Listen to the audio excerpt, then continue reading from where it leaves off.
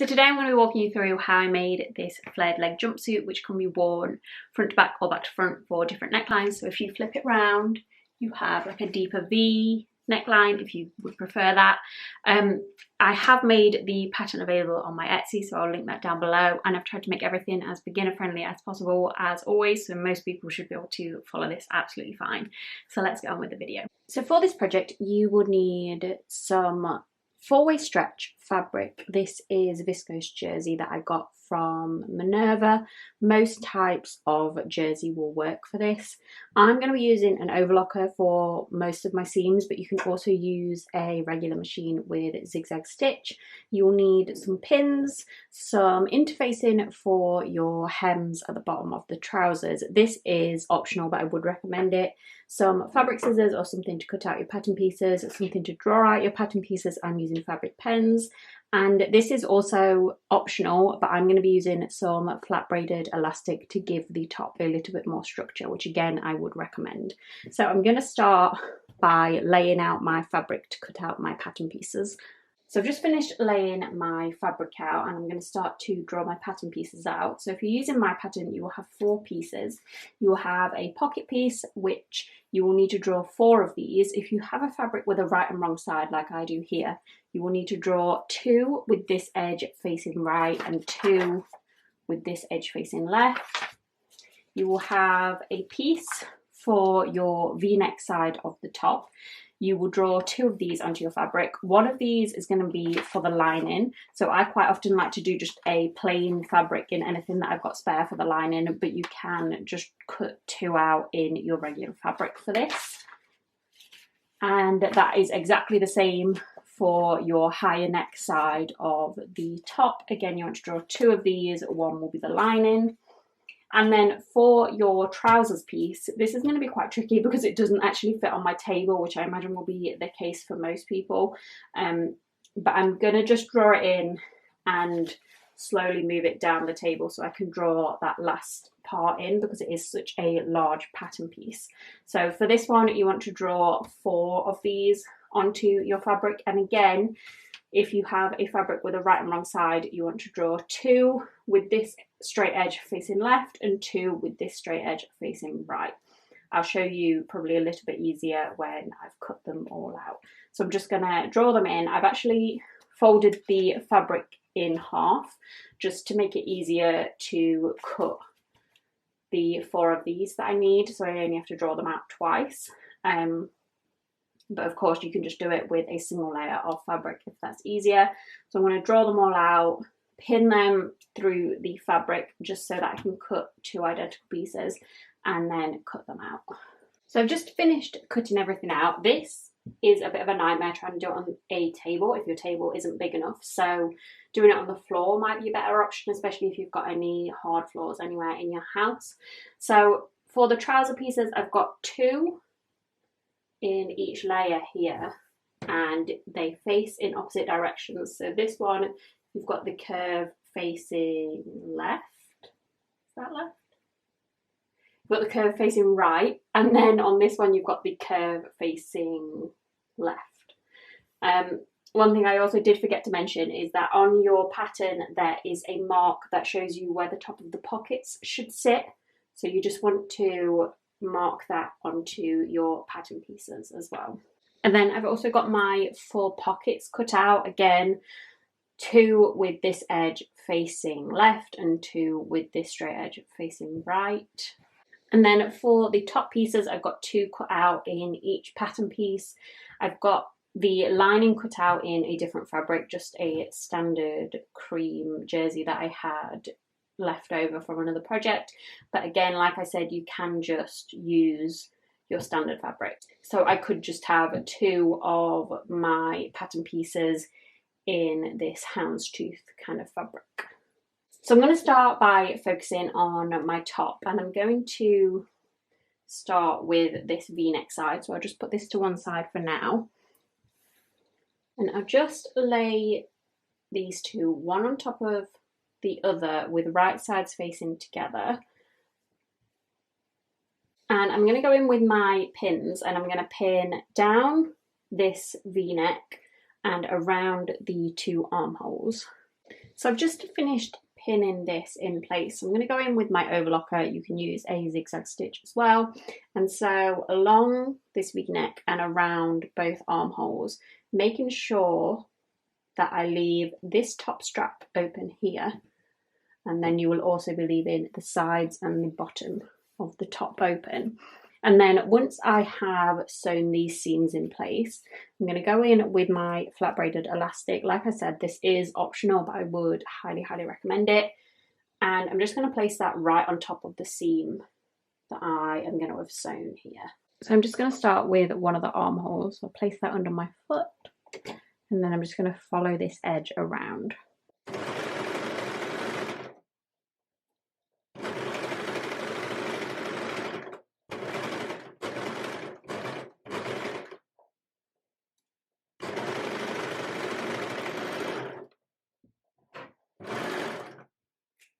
So now I'm going to take my flat braided elastic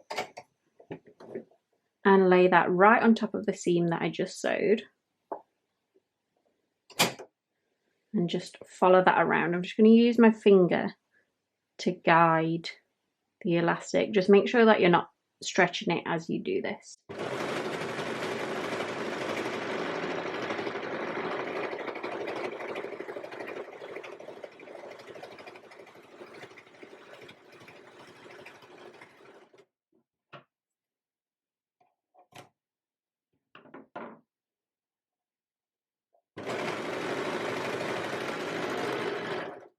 And then I'm just going to go in and repeat that for my V-neck at the front and for my other armhole. So I've just finished sewing these two layers together and adding the elastic, and then I went in and did exactly the same with my other top piece, so just around the neckline and around the armholes. One thing I will just add is that I've added this elastic to the side that is going to be my lining. Normally I would add it to whichever side I want to be the more dominant side, which would obviously be my normal jumpsuit fabric. I literally only did that because I was on autopilot. So if you are adding elastic, just add it to your normal fabric rather than your lining. If obviously you do decide to just use the same fabric for your jumpsuit and your lining, then you'll be fine either way. So now I'm going to sew these two pieces together. So I'm going to take my V-neck piece and turn it to the right side out. And then I'm going to put that up inside this piece. So you want to make sure the correct fabric is facing the correct fabric here, if obviously you've used a different lining. So I've got my houndstooth facing the houndstooth here, and I'm going to take the strap from the V-neck side and place it inside the strap of the round neck. Just line them up, line up your seams and this top edge, and then I'm going to pin that in place.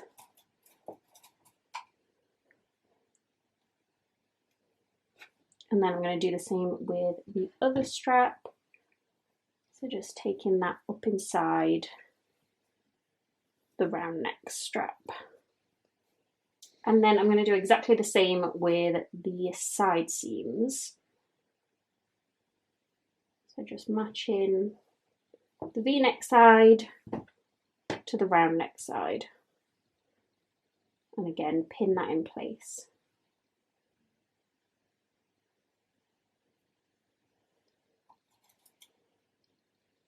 You should be pinning through 4 layers of fabric here. So I've got that side seam in place, and again repeat for the other side. So I've just finished pinning in place the sides and the top of the straps. So I'm going to go in and sew them in place with my overlocker. Again, you can use your zigzag stitch. So the only place that I'm going to leave open now is the very bottom of the top. So I've just finished sewing everything in place. I'm just going to turn this to the right side out.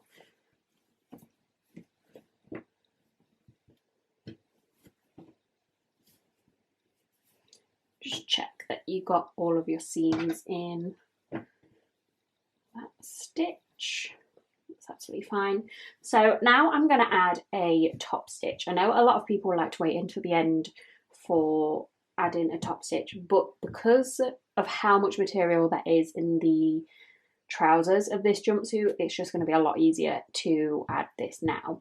So I'm going to go along the V-neck and round the back of the round neck, and then I'm also going to go around the armholes. This is completely optional. The jumpsuit will still work absolutely fine without any top stitching at all. I just think it adds a little bit of a professional finish.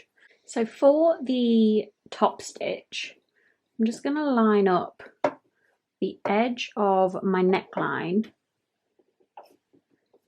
with the edge of my sewing foot, and then I'm just going to follow this around just on the edge of where I added the elastic. If you didn't add elastic, you just follow it round the edge of your seam, and I've got my machine set to the middle size of the zigzag stitch. I'm just going to slowly follow this around. The slower you do it, the neater it will be.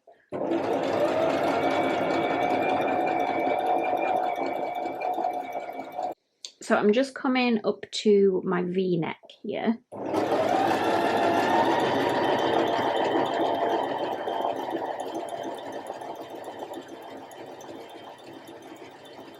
And then towards the end of the neckline, I'm just going to join that back up to where I started so that nothing comes undone.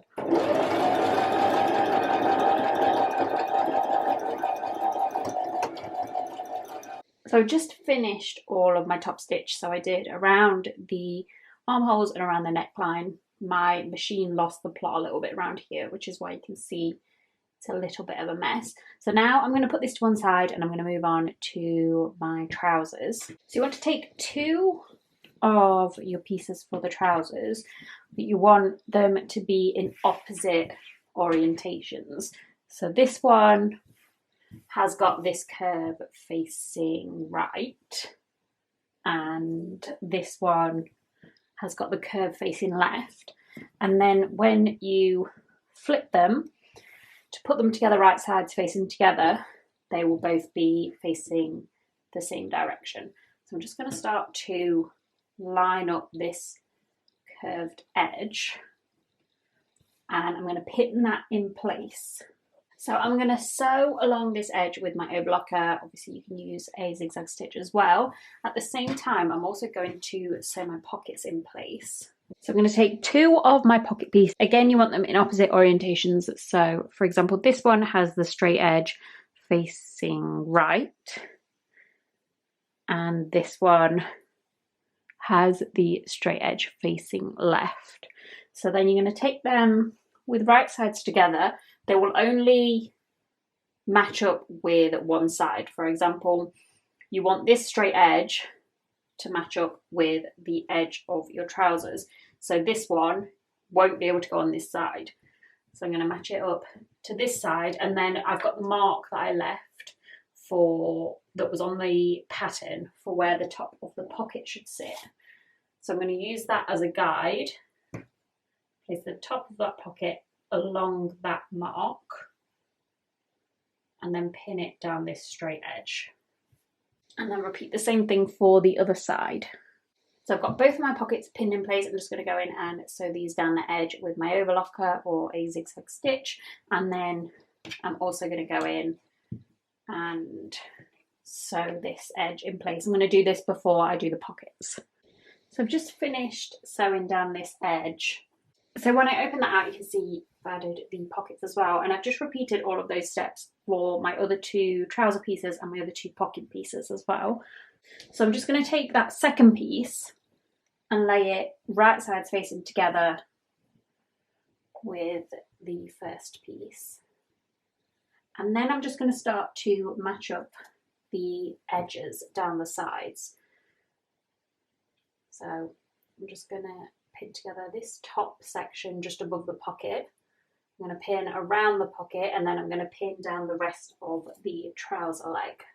So I've just finished pinning down the sides. So I've pinned at the top of the pocket, around the pocket, and then all the way down to the bottom edge of the trousers.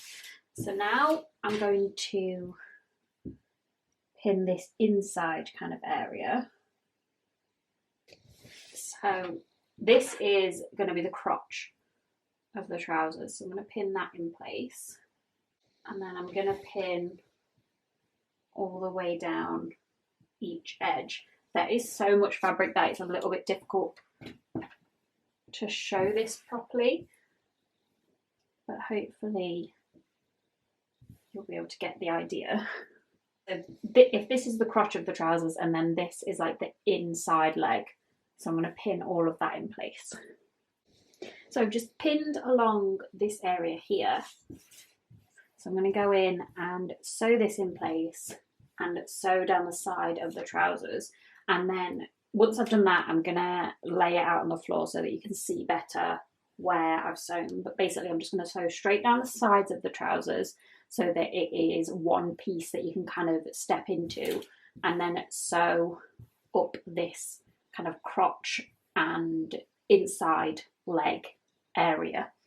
So I've just finished sewing the two trouser pieces together and I've laid it out on the floor so that it's easier to see.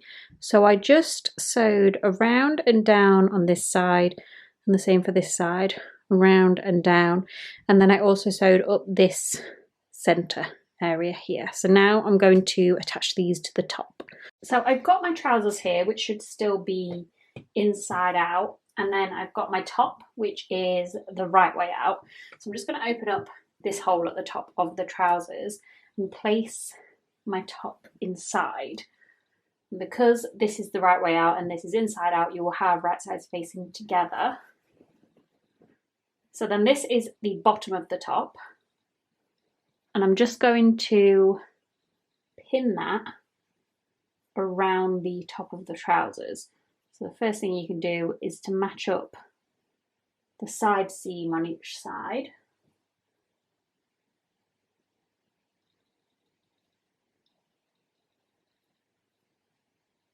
So now I'm going to go around and pin all of this bottom edge of the top around the top edge of the trousers. So just around that area. So I've just finished pinning around this kind of waistband area. You should be pinning 2 layers of the top to the single layer of the trousers, and you want to make sure that you still have a hole to kind of get into with this area. So now I'm going to go in and sew this with my overlocker. Of course, you can do that with a zigzag stitch as well. So then once you have sewn around this edge, making sure that you get all 3 layers of fabric in that stitch, and you can turn your jumpsuit to the right side out, and then you're very nearly done. The only thing left to do is to hem the bottom of the trousers. So that's where we're at the moment. So to hem the bottom of the trousers, I'm going to take my interface in, place it at the very bottom edge of the trousers, and then fold the bottom edge up over that interface in, and then take my iron and press that in place. And then I'm going to do that for the whole of each leg, which is going to take a really long time probably, and then I'll be back to show you how I'm going to sew that in place. So I've just finished pressing the hem in place, so now I'm just going to go around that edge with the middle size of my zigzag stitch. I'm just going to follow that around and then do the same for the other leg.